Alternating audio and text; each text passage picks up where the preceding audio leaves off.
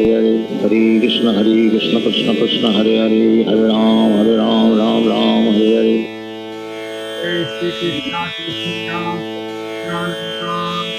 Nityananda Shri Gaura Bhakta Vrinda Jaya Shri Krishna Krishna Chaitanya Chaitanya Prabhu Nityananda Nityananda Shri Advaita Shri Gaura Bhakta Vrinda Jai Shri Krishna Chaitanya Prabhu Nityananda Shri Advaita Shri Gaura Bhakta Vrinda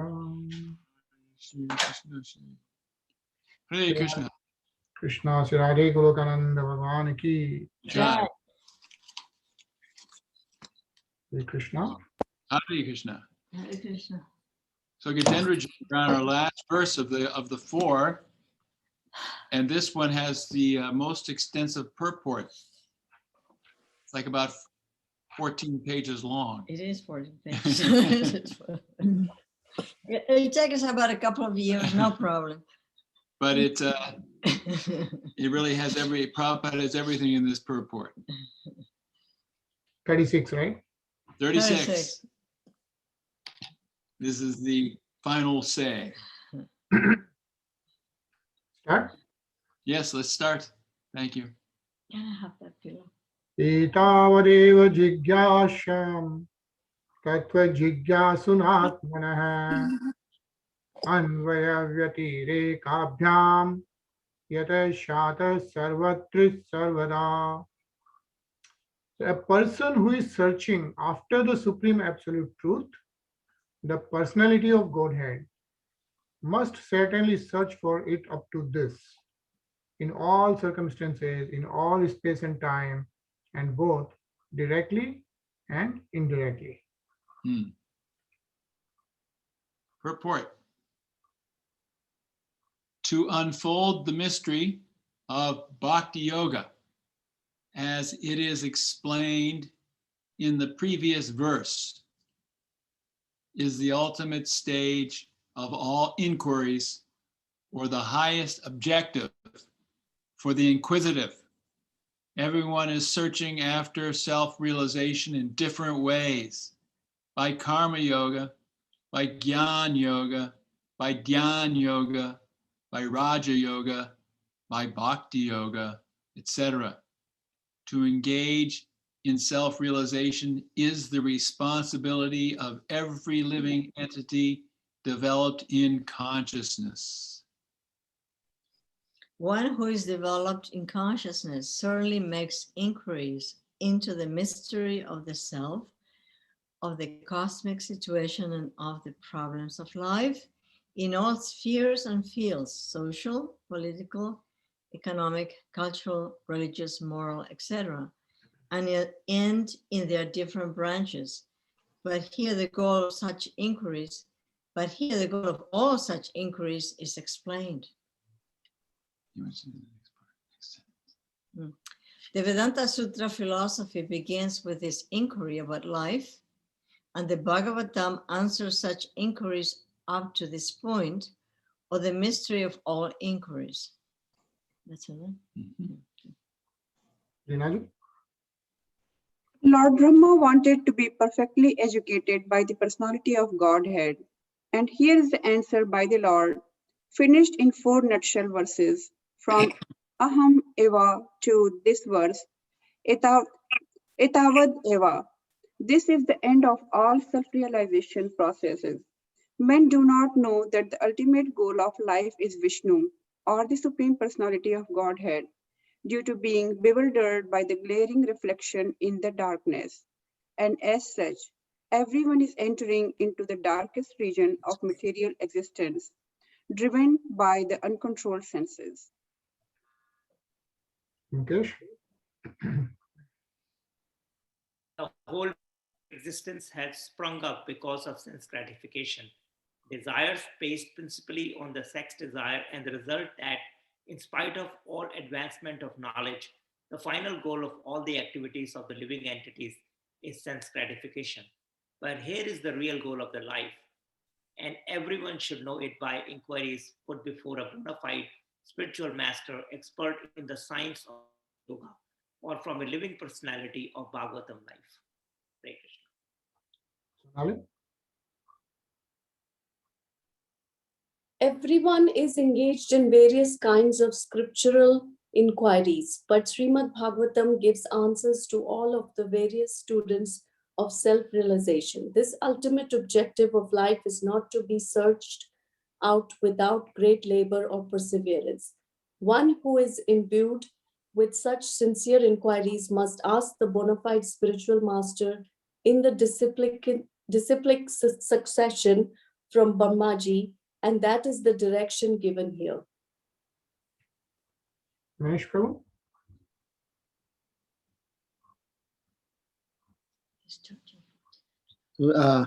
Because the mystery was disclosed before Brahmaji by Supreme Personality of Lord Godhead, the mystery of all such inquiries regarding self-realization must be put before such a spiritual master who is directly the representative of the Lord, acknowledged in the disciplic succession. Such a bona fide spiritual master is able to clear up the whole things by evidence from the revealed scriptures, both direct and indirect. Deva?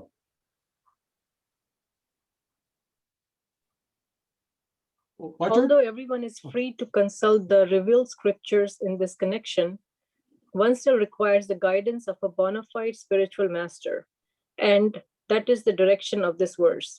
The bona fide spiritual master is the most confidential representative of the Lord, and one must receive direction of the spiritual master in the same spirit that Brahmaji received it from the personality of Godhead, Lord Krishna.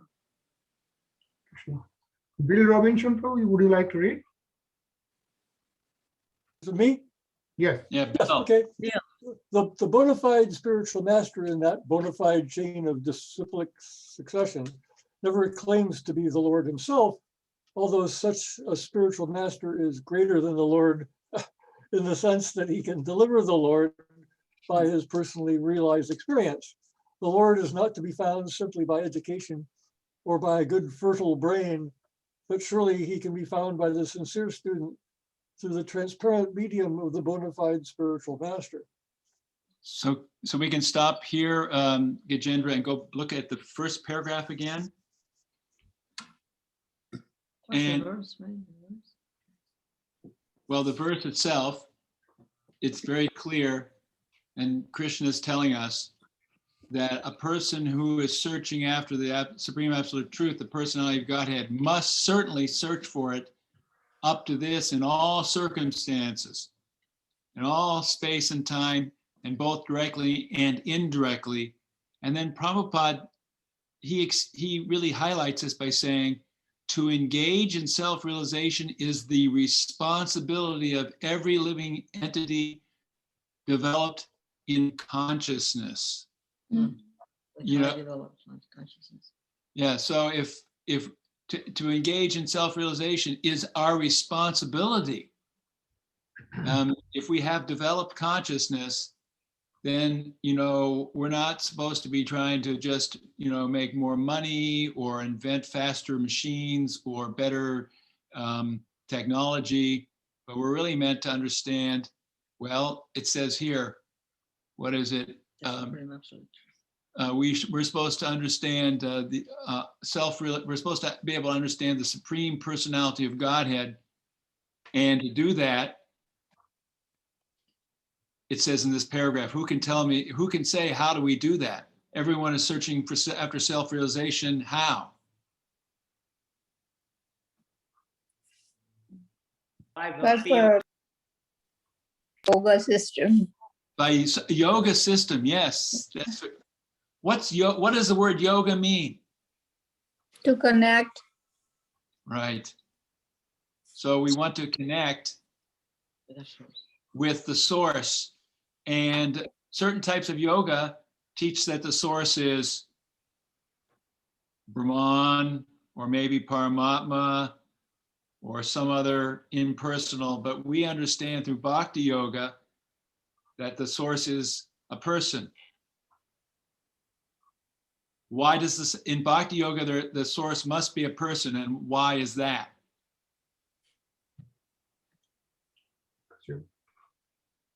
Because the Guru shows us the path to the Supreme Consciousness. Well, that's really emphasized. About Guru, we can't understand anything. He's a person. Absolutely, that's perfect. That's a good answer. But another answer I was kind of thinking of, when we think of who God is, why does God have to be a person in the process of bhakti yoga? Maybe we can relate to him. Yes. Yes, that's the answer. That's the answer.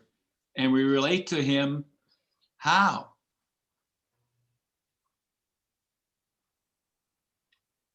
By visualizing, being focused. Yes. That's part of the process, yes. We want to focus for sure and visualize him. And as we advanced past through focusing and visualization, the goal ultimately is To be with him. to be with him. Yes. How? And how do we want to be with him? I mean, this is all this like peeling off an onion here. No, devotees don't eat onions, but you know, cabbage maybe. We're getting to, and how do we want to be with him? Devotion, surrender, and Yeah. Devotion and surrender. That's right. We don't Devotion. want to just om, no om for us, just om. We want Personal relationship. a personal Peace and relationship. love and service. What are the 4 types of personal relationship we can have with Krishna? We're not counting Shanta Ras because that's not really a relationship. That's just Dasya, Yes. Vatsalya, Mhm. Madhurya. Madhurya, we forgot one. That's Sakya. Yeah. devotion, right? No. that's it, Sakya. Sakya, friend. Yeah. That's yeah. So first is servitorship. That's dasya. We all have the name Das or Dasi at the end of our name. We're all servants. And then after that, we move up to another level. It's Sakya. Sakya.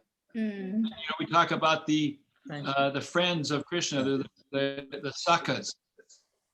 And then Vatsalya. Vatsalya. maybe not higher, but different, is Vatsalya. Vatsalya. And that who's the example there? Mother Yashoda. Yashoda. Nanda Baba. Yashoda mostly. Nanda Baba. Yeah. Nanda Baba.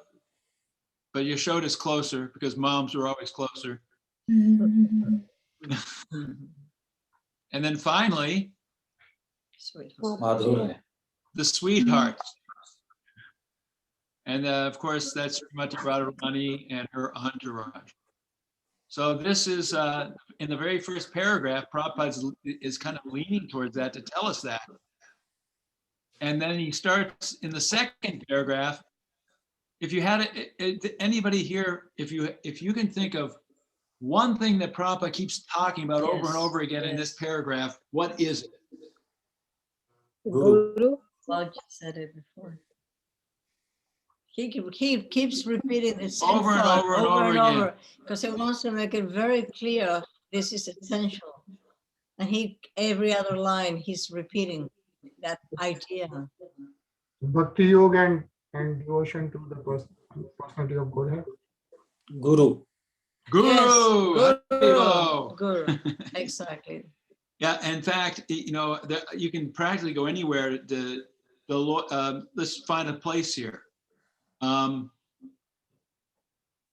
Because the mystery was disclosed before Brahmaji by the Supreme Personality of Godhead, the mystery of all such inquiries regarding self-realization must be put before such a spiritual master who is directly the representative of the Lord, acknowledged in that disciplic succession.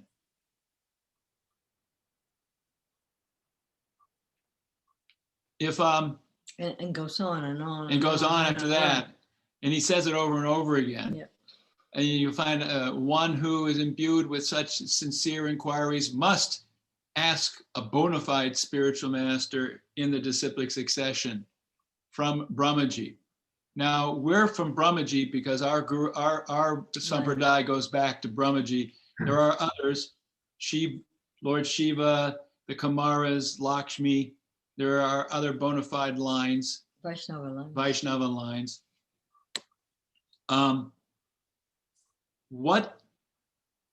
Why do we have to have a guru in disciplic succession? Well, this is sectarian. The Catholics say you have to go to mass, you have to be a Catholic, and you have to obey the popes who have a disciplic succession back to Christ. Well, that's okay for them. If you don't do that, you will go to hell. and this is the Hindu version of that. No, this is the Hare Krishna version of that. This is one of the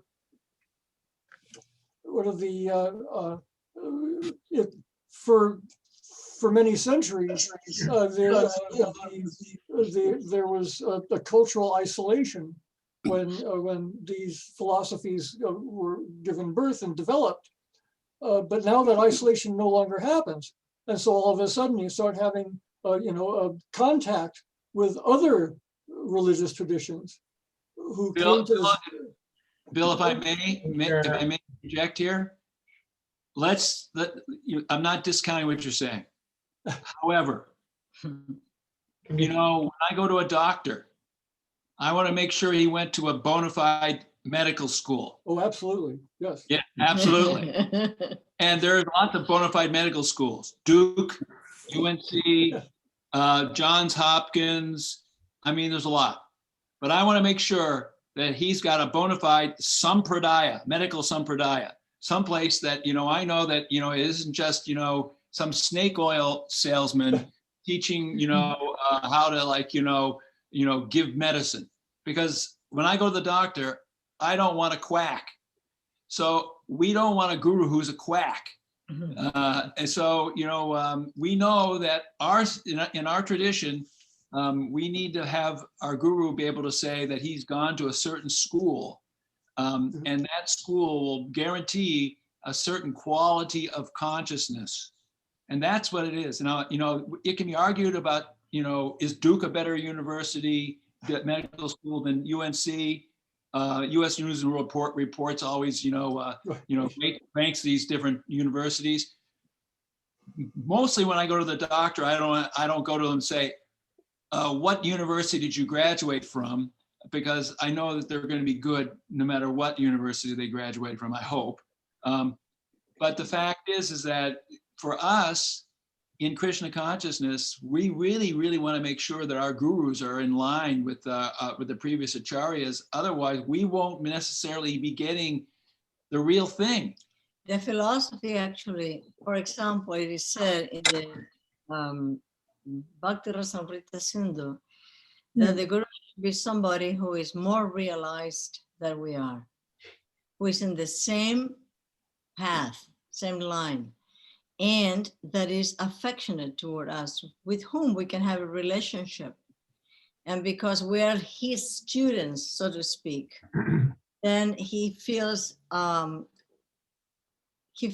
he has an obligation to take care of the students by giving the students what he has realized that the students have not realized yet. Because we're not talking about material science, we're talking about spiritual science. And so whatever the guru has been able to realize by the grace of the Supreme Lord, he can transmit to the students, and he can actually answer questions and clarify things, and everything is based on the writings of the scriptures. There's nothing that is left to the imagination. Everything is corroborated and substantiated by specific verses from the scriptures. We're talking about spiritual science. It's not exactly like material science, it's spiritual science. And there are people who are much more realized than what we are. And so we take shelter of them so they can give us guidance. That's basically the principle. It's very simple. I think good question, and I really appreciate you bringing it up because it kind of stirs up the thinking So, process. one brief note. This is why I like classical music, because my teachers go back hundreds of years in the European tradition, and it's the same way with Indian classical music, is that their musical tradition goes back hundreds of years. Yes. And it's it gives a real richness and a real depth to the practice. Yeah. But each one is not the only one. It's just that this is a process that helps us stand on the shoulders of giants. Yeah, this is a fact, and each one isn't the only one. And Prabhupada always said, if someone likes Christianity or Islam or something, that's fine. But what we're doing here is we're presenting something that was given to us by Prabhupada and is working for us. So we invite everybody to, try it out. And if it works for you, you can join the club.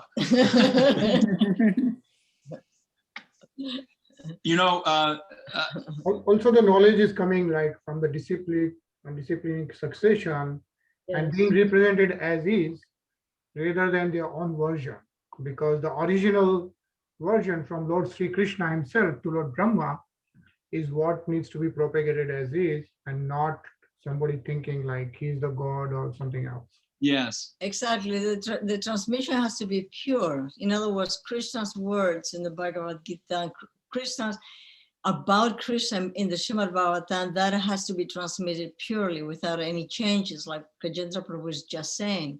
Otherwise, it loses potency and turns into something which is not a spiritual practice, spiritual process. I don't want to offend anybody here. I don't think that I will, but many of you may have heard of Rajneesh or Osho. Right. Now, what happens is that when somebody makes stuff up and just borrows here and borrows from there, then you can get that as a result. So we don't want that as a result. We want to have a real, connection with the tradition. Because otherwise, all the way to Krishna. All the way to Krishna. All the way to Krishna. If we could look back at another whole theme in this paragraph, and that's towards the beginning, where Prabhupada talks about, he talks about this is the end of all self-realization. He talks about understanding the personality of Godhead. And he says that men do not understand the ultimate goal, that the ultimate goal of life is Vishnu, or the Supreme Personality of Godhead, due to being bewildered by the glaring reflection in the darkness.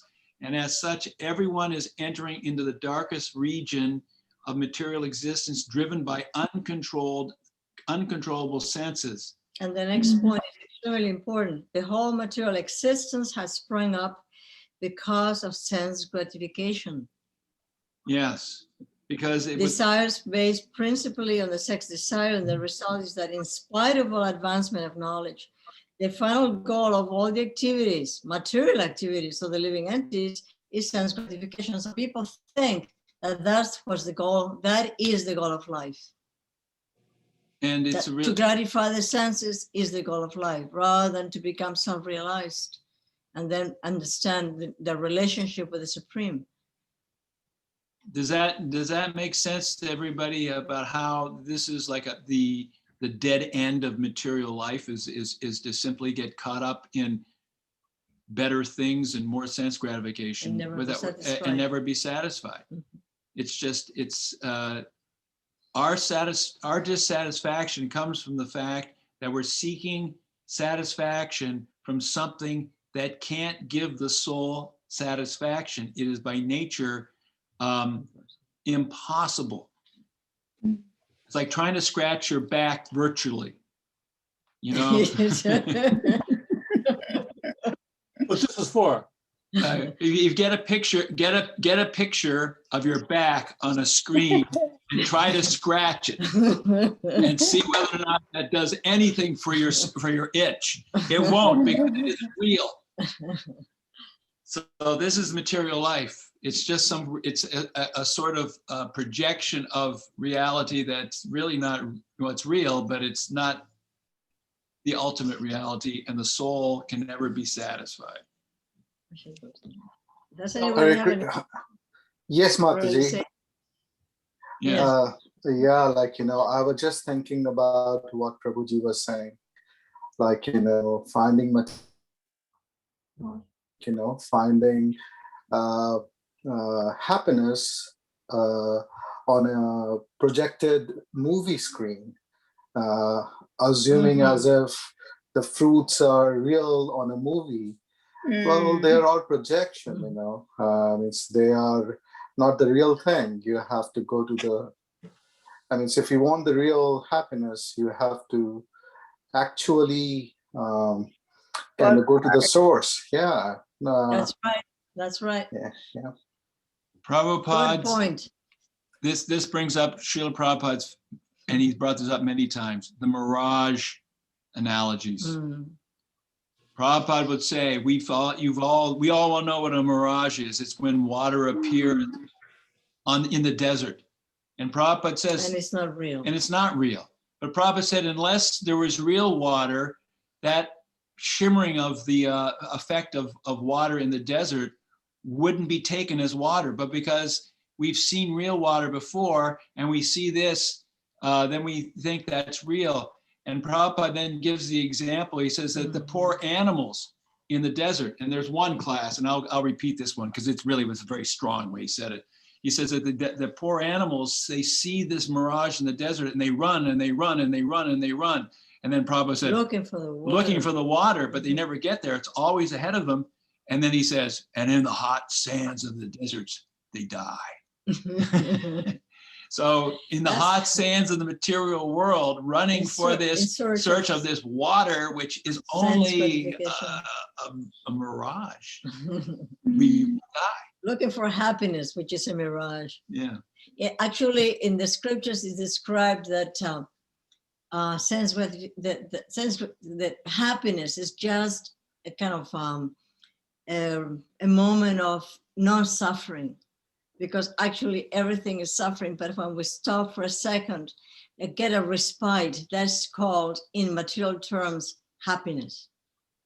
It's the absence of suffering, just for a second. That's called happiness. It's Novocaine.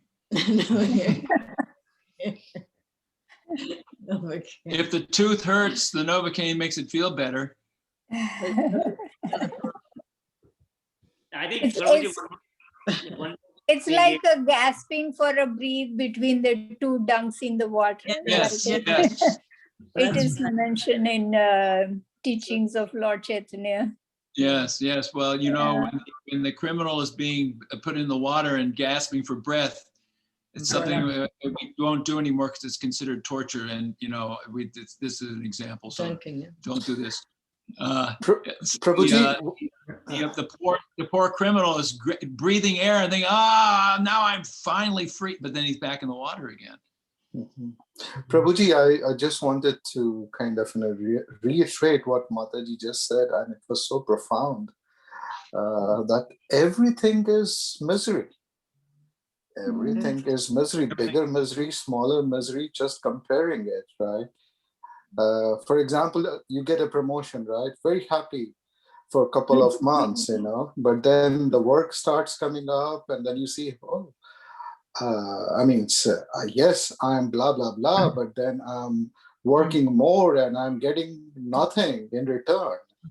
So the same happiness turns into misery after a while. So it's not just that. Misery. Even if you're happy, you're always worried about how long this happiness is going to last. So true. So true. Yeah. How to maintain. If all this is true, and we're talking about why are we still doing it? Yeah. And I think, Mataji, is it not true that we call this earth as a dukhale? Yeah. There's a story that we have mentioned before about this yogi who could remember 50,000 lives. So another yogi or another sage says, well, since you can remember all these lives that you have lived, all 50,000 lives you have lived, would you say that there is a balance between happiness and suffering? Would you say that half of the lives maybe were happy and the other half were suffering? And he said, no, they were all suffering. Hare Krishna. Moving right along from that. Yeah. But the happiness is that as a human life, there's a chance to end this unhappiness. Yes. Haribo. Yeah. Happiness is coming together with this group, this wonderful group, and discussing Mhm. with the lives. With It's the all lives- their mercy. and everybody has goodwill toward each other, and we're learning something together. That is happiness. You know, And not only that, Can't one more thing, like, comes Gaja Prabhu, it is that having that state of mind as well, that I mean, no matter what happens to you, if you are not realized, you might be troubled by perceiving things as happiness or as a sorrow. But if you have a proper mindset, everything, you are sthit prag, right?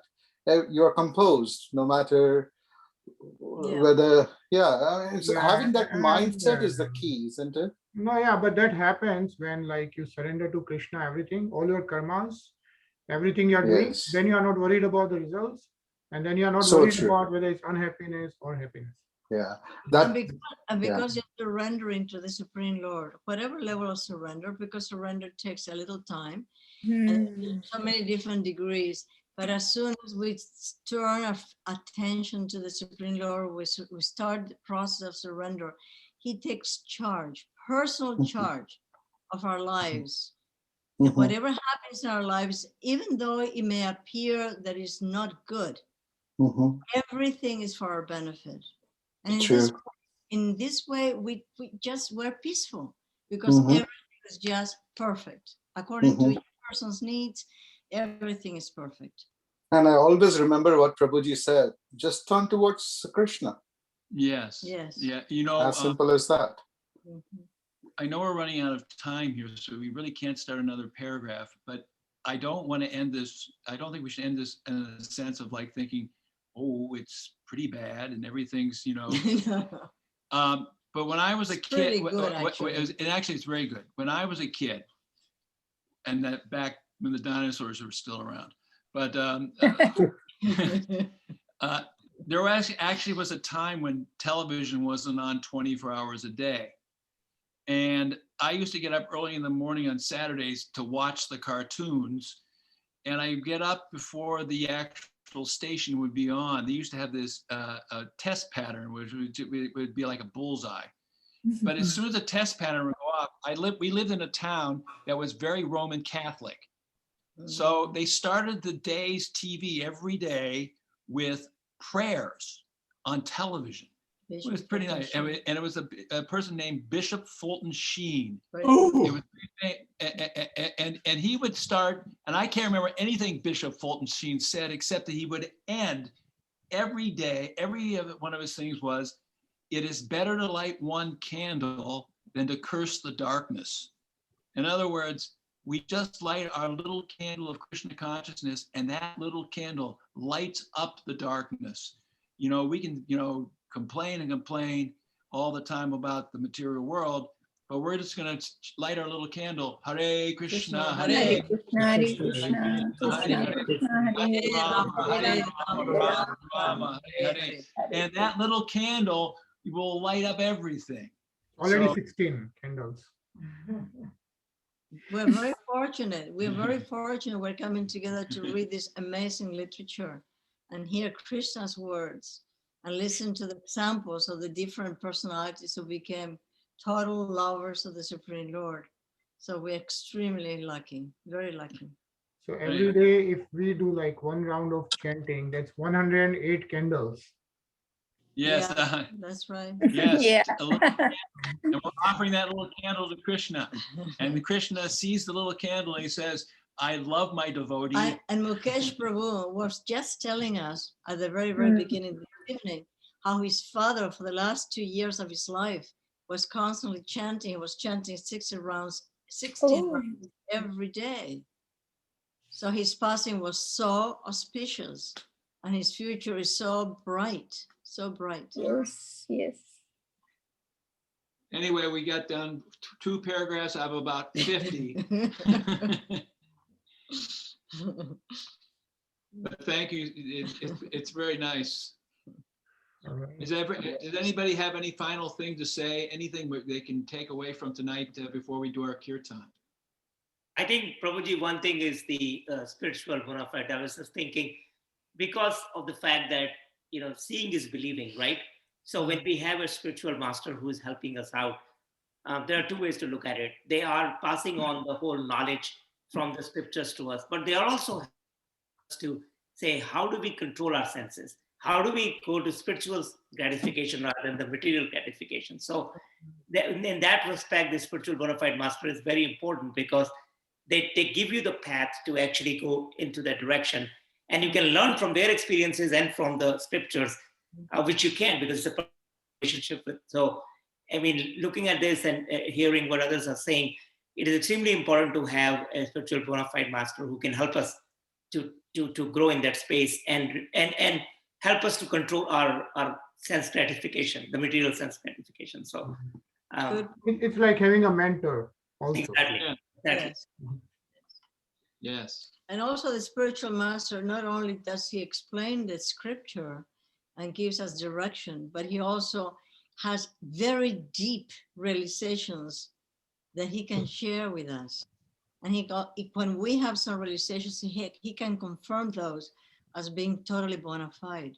Yeah. So it goes beyond just teaching us what's there. He goes deep into the literature and comes up with amazing, amazing thoughts and amazing realizations. Yeah, imagine the whole disciplic succession of so many gurus coming. So by the time, each one is keep passing the knowledge to the next one. So, we are lucky to have an area where a time when so many gurus have come before us. And so we find a guru that can help us. Yes. Can really help. It's a treasure, yes. It's a treasure, yeah. Well, there's a big sailing event going on right now, the America's Cup. And billionaires are spending hundreds of millions of dollars on this and betting hundreds of millions of dollars on it. And I've been really entranced with sailing. It's one of the great sensory delights that I get trapped into. And it's unbelievably boring. And people get into it and they spend these $100 million on a boat. And 3 years later, they sell it in disgust because it's boring. So absolutely, no matter how fabulous and how luxurious and how elaborate the thing you can that you can get in the material world, eventually, and usually very quickly, it becomes boring. It just becomes dull. There's no object of the senses that doesn't become boring. That's true. That's right. That's very correct. Yes. Haribo. Hare Krishna. Thank you. Thanks to everyone. What a wonderful evening. Hare Krishna. Hare Krishna. So we will. I think Ajendra wants to get his kirtan going. So I'll have a short kirtan of 6 minutes. Yes, Let's Prabhuji. chant Om Namo Bhagavate Vasudevaya. Bye. Haribo. Haribo.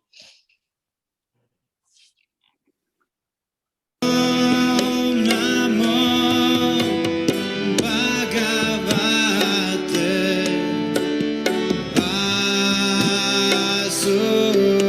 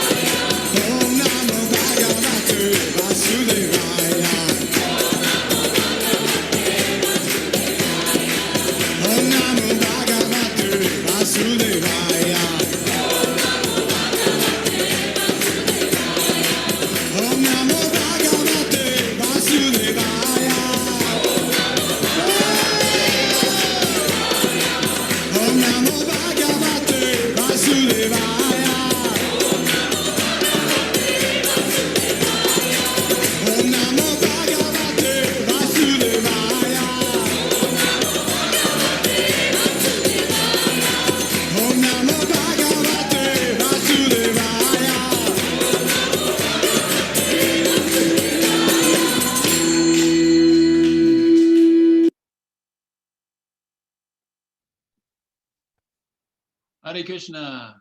Hare Krishna. Hare Hare Krishna. Krishna. Hare Krishna. So good to see everyone. We have a Harinam Sankirtan tomorrow in Chapel Hill. If somebody wants to come 3 to 5, maybe In front of the Shiva post is office. coming. Yes, Prabhuji, I'm coming with my family. Oh, great. Well, Very we'll look nice, forward to seeing you wonderful. there. We're on Franklin Street, right in front of the post office. Everybody, you know, you can't, well, even if you don't see us, you'll hear us because car bells are loud. Yeah. So you're coming all the way from Charlotte, is it? Yes, sir. You know, it was a good time, a Very good nice. opportunity to meet Prabhuji, Mataji, and you all. I assume many of you would be there, so it would There be. will be some of us there besides Rudrani and myself. I'm sure there'll be some folks there, but we never know who's going to be there. Sometimes it's 10, sometimes it's 6, some, you know, who knows. But it's Exactly. always Yeah. At least we 4 would be there tomorrow, Prabhuji and Mataji, to give you company. It's a lovely Wonderful. time. It's a wonderful time. Looking forward to Yeah. meeting you and your Yeah. family, Prabhu. Thank you, Mataji. Yeah. Thank you, Prabhuji. Hare Krishna. Hare So, Krishna. have a Hare great Hare Krishna. Hare Krishna. Krishna. Enjoy your weekend. Hare Krishna. Hare Krishna. Thank you, Hare Krishna. Prabhuji. Oh. Haribo. Hare